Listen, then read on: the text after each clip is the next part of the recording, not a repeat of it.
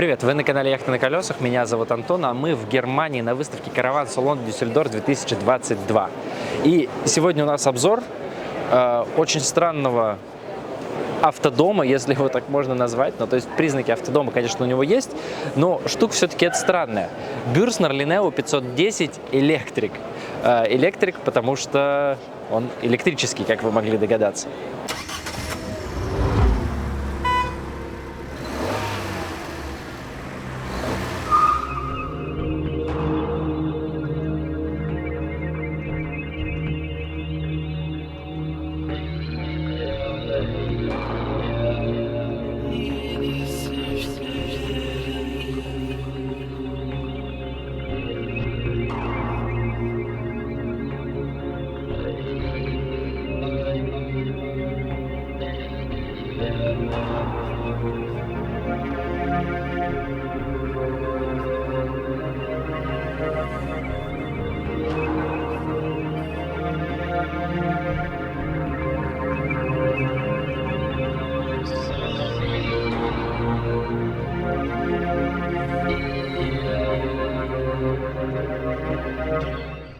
Ранее мы уже упоминали такое понятие, как электрический автодом.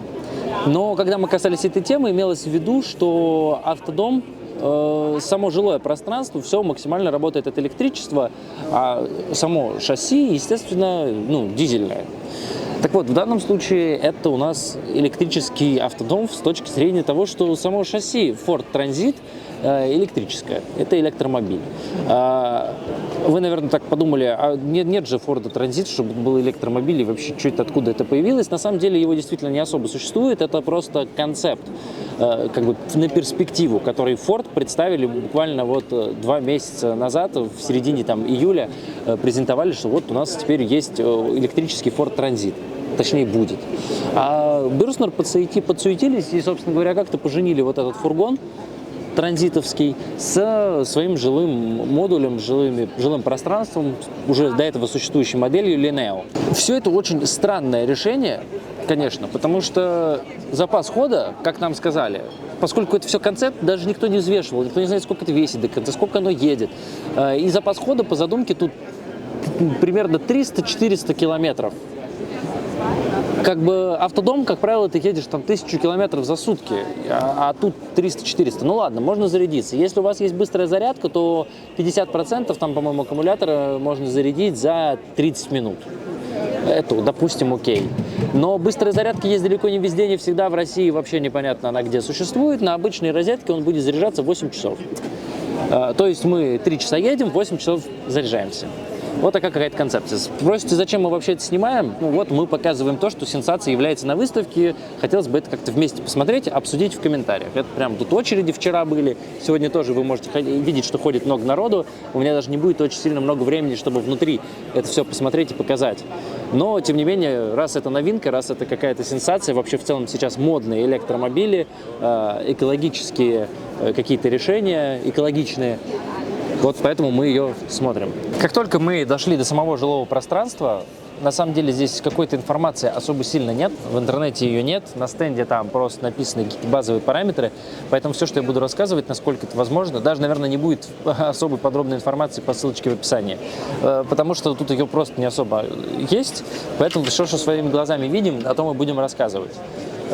Первым моим удивлением стало то, что когда я открыл вот этот ящик, я увидел, что здесь у нас газовый отсек на 2 баллона по 22 литра. То есть машина электрическая, едет 300-400 километров, а при этом баллоны у нас вот, пожалуйста, надо все равно газ ставить, чтобы работала плита, чтобы работало отопление. Как-то странно в современных тенденциях, когда на самом деле сейчас делают чаще, наоборот, само все жилое электрическим. Но, тем не менее, вот есть такое решение. Давайте посмотрим, что у нас, собственно говоря, с самим жилым пространством. Дальше, если перестать негативить и придираться к тому, что это такая странная электрическая коллаборация, то на самом деле само жилое пространство, особенно с моей любовью к венам, оно на самом деле классное, потому что у нас здесь что? У нас здесь, естественно, в задней части и багажник, и кровать воедино, приятный светлый интерьер. Единственное, что сложно говорить о том, насколько это все хорошо или плохо, потому что мы не знаем цену. У нас нет вообще никакого представления о цене, и, соответственно, нам сложно говорить, насколько это соответствует цена-качество. Но вот так, на первый взгляд, если машина будет достаточно доступной, а у Бюрснер часто бывают такие модели, то это интересный вариант. Мне нравится такая планировка. Сзади у нас, естественно, кровать двуспальная. Вот таким образом опускается. Кладем вот эти матрасы. И вот широкое такое спальное место, поперек можно спать 2 человека. Если надо, вот так вот двери распахнули, и, пожалуйста, мы находимся практически на свежем воздухе в такой палатке. Но все еще, когда мы подняли вот эту кровать, вот, кстати, раз и защелкнулось, когда поднял кровать. Остается только зафиксировать для движения. Когда мы вот это все подняли, у нас достаточно вместительный багажник. Есть вот такая еще дощечка, кстати, очень такая основательная, которая отделяет жилое пространство от багажного. Движемся дальше. Кухня порадовала на самом деле своим размером. То есть стандартный вот этот модуль есть, в котором у нас плита газовая на 2 огня и, соответственно, моечка рядом. Все это закрывается стеклами. Но кроме этого у нас, смотрите, какая огромная рабочая поверхность. То есть у нас прям нормальный кусок еще стола есть, что для вэна это на самом деле даже удивительно. Ниже у нас, естественно, есть розетки, выключатели различные, и даже USB-розетки есть на кухне. Панель управления холодильником расположена почему-то здесь, а сам холодильник в торце. Про холодильник стоит сказать отдельно, это у нас Тедфорд. Единственное, я не могу понять, какого объема, потому что он явно больше, чем 90 литров, но и никак точно не 140.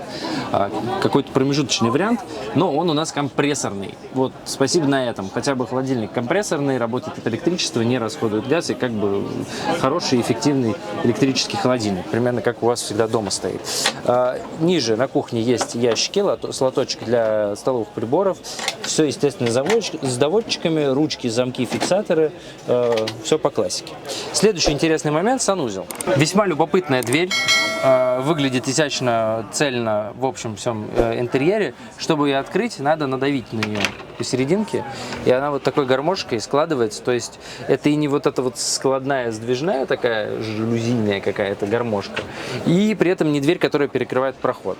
Насколько это надежно, вот такая конструкция, не знаю, может быть, у кого-то был опыт использования чего-то подобного, расскажите об этом в комментариях. Вот, не знаю, может, время покажет, опять-таки, насколько это надежно, но выглядит классно, мне прям понравилось такое решение. Внутри здесь у нас туалет Тедфорд, обыкновенный с электросмывом, и справа есть, соответственно, раковина и небольшая такая поверхность, стол. Внизу есть поддон, и, соответственно, есть душ. Судя по ползунку наверху, все это закрывается шторками, и получается вот такая вот маленькая душевая кабина. Сколько примерно размер душевой кабины? 63 на 47. 63 на 47, вот такая шторок получается кабина. Единственное, что мыться вам придется прямо, считай, сидя на туалете. Потому что здесь туалет сам по себе, вот это помещение очень-очень компактное. Но визуально выглядит неплохо. И в передней части у нас, конечно же, есть такая небольшая столовая группа, компактный очень столик. На креслах, естественно, мы разворачиваемся на водительском, на пассажирском к этому столику. Есть впереди диванчик, машина рассчитана на двоих, на 4 путешественников, наверное, как-то здесь может, на 4 вряд ли. Ремней, по крайней мере, 4. Кровать, спальное место на 2. Здесь теоретически, наверное, пока что непонятно, будет такая опция или нет, но можно собрать еще какое-то одно спальное место, такое условно гостевое. Поэтому я бы сказал, что это в лучшем случае 2+1. Столик раскладывается, поворачивается у нас в разные стороны, есть вот такие 2 сегмента. Что касательно водительского места, у нас сиденье зато с электроприводом. Вот я нажимаю кнопочку и еду вперед.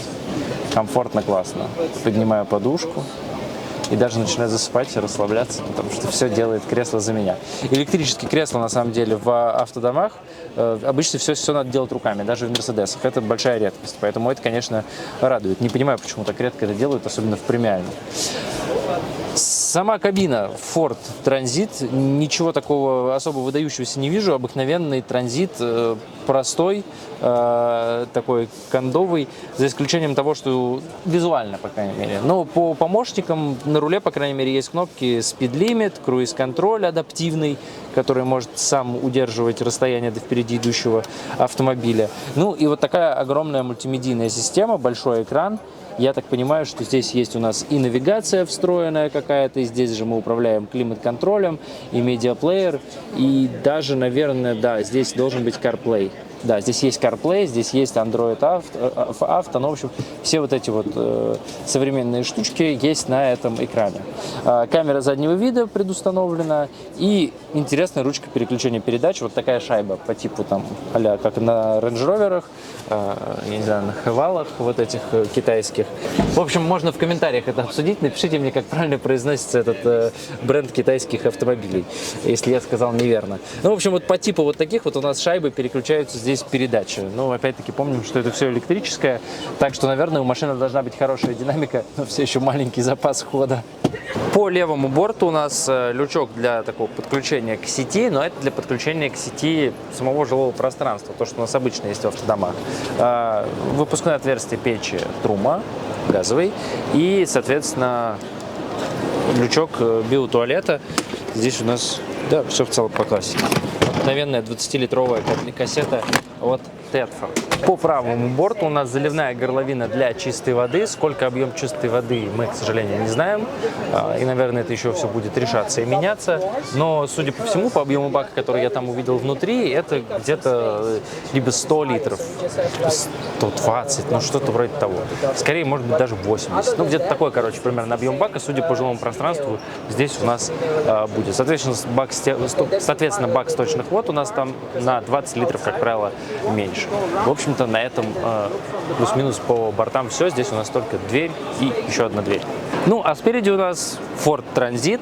Единственное отличие — синяя решетка радиатора, и там, точнее, обычно там радиатор, в данном случае там ничего нет, там глухо, и есть только лючок для такой порт зарядки самого автомобиля. Капот специально открыт, потому что, чтобы мы могли увидеть, что под капотом ничего особо нет. Ну, там есть немножко каких-то устройств, но двигателя там нет. Собственно говоря, на этом все. Вы, наверное, спросите, что я так агрессивно до нее докопался, до этой машины, и так много какого-то, может быть, сказать, негатива выразил. Ну, во-первых, давайте делать скидку на то, что это мое личное субъективное мнение, каждый имеет право быть с ним не согласен, я просто то, что вижу, то говорю. Во-вторых, можно придраться к тому, что я докопался до газа, как раз-таки газ достаточно вроде как практично в данном решении, что он не отжирает электричество общих батарей. Как бы да, газ — это хорошо, я просто скорее изумлен и не понимаю, как может подружиться вот концепция того, что у тебя с одной стороны газовые баллоны, а с другой стороны электрический автомобиль. Какое-то нерациональное использование ресурса. Мы, когда говорим про электромобили, говорим как бы про экологию и про то, что вот у нас тут никаких выбросов, ничего нет. Но какой смысл в том, что ты можешь ехать 300-400 километров, если у тебя, потому что у тебя электрический автомобиль экологичный, если все равно, когда ты остановишься, да и даже в дороге, у тебя будет газовая плита, у тебя будет газовая печка, которая все равно жжет, расходует природный газ, которая делает какие-то выбросы углекислого газа, влияет на глобальное потепление, и вот это вот все. Ну, то есть, как будто бы нерационально вообще в принципе существование тогда всего этого. Если не согласны со мной, пишите в комментариях. Я вообще в целом не очень... Есть много вопросов к тому, насколько электромобили экологичны, потому что, чтобы добыть электричество, чтобы их зарядить, в итоге, как правило, зачастую это, используются не ветряки и солнечные батареи, да и утилизация ветряков, солнечных батарей, самих аккумуляторов. Короче, с точки зрения экологии, все это больше похоже на какой-то маркетинг. Но когда маркетинг нам что-то продает просто дорогое, и нам все как бы классно, окей, когда это еще при этом не очень практично, у меня возникает вопрос. В общем, у меня, в принципе, огромные вопросы к тому, пойдет ли это куда-то в серию, будет ли это пользоваться спросом. Не знаю, на мой взгляд, вряд ли. Но, может быть, я ошибаюсь. Давайте все-таки еще раз обсудим это в комментариях. Не забывайте подписаться на канал, чтобы ничего не пропустить. У нас будут еще различные обзоры из Дюссельдорфа, поэтому даже ставьте колокольчик, чтобы точно ничего не пропустить. Меня зовут Антон. До новых встреч. Пока.